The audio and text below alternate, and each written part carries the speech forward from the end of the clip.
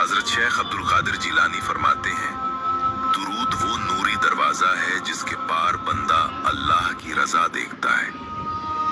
جو اس دروازے سے گزر گیا اس کے لیے دنیا و آخرت دونوں آسان ہو گئے۔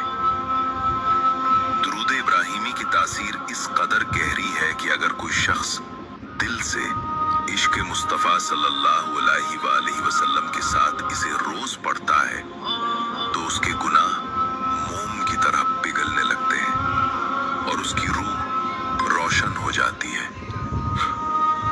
ایک دن ایک مرید نے حضرت شیخ جیلانی سے عرض کیا، یا سیدی، میں دن رات عبادت کرتا ہوں مگر دل میں سکون نہیں آتا۔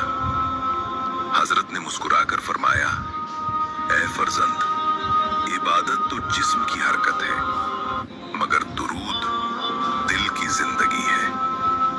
تو دل کو زندہ کر، عبادت خود زندہ ہو جائے گی۔ پھر آپ نے فرمایا، ہر نماز کے بعد درود ابراہیمی کو معمول بنا لے، دیکھ تیرا دل کیسے نور سے بھر جائے گا۔ درود صرف زبان کا ذکر نہیں بلکہ دل کا سفر ہے۔ یہ وہ سفر ہے جس میں بندہ اپنے محبوب نبی صلی اللہ علیہ وآلہ وسلم کے قریب ہوتا چلا جاتا ہے، اور جب وہ قریب ہوتا ہے تو اللہ بھی اس کے قریب ہو جاتا ہے۔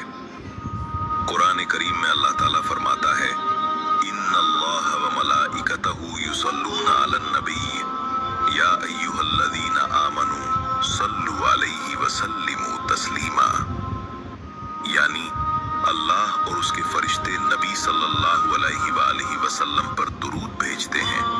اے ایمان والو، تم بھی ان پر درود بھیجو اور سلام بھی بھیجو۔ یہ آیت دراصل دعوت ہے، دعوت قربت، دعوت محبت، دعوت نور۔ حضرت شیخ عبد القادر جیلانی فرماتے ہیں، جب بندہ درود ابراہیمی پڑھتا ہے تو اس کے ایک ایک حرف سے رحمت کے درخت اگنے لگتے ہیں۔ وہ درخت عرش سے لے کر زمین تک سایہ کرتے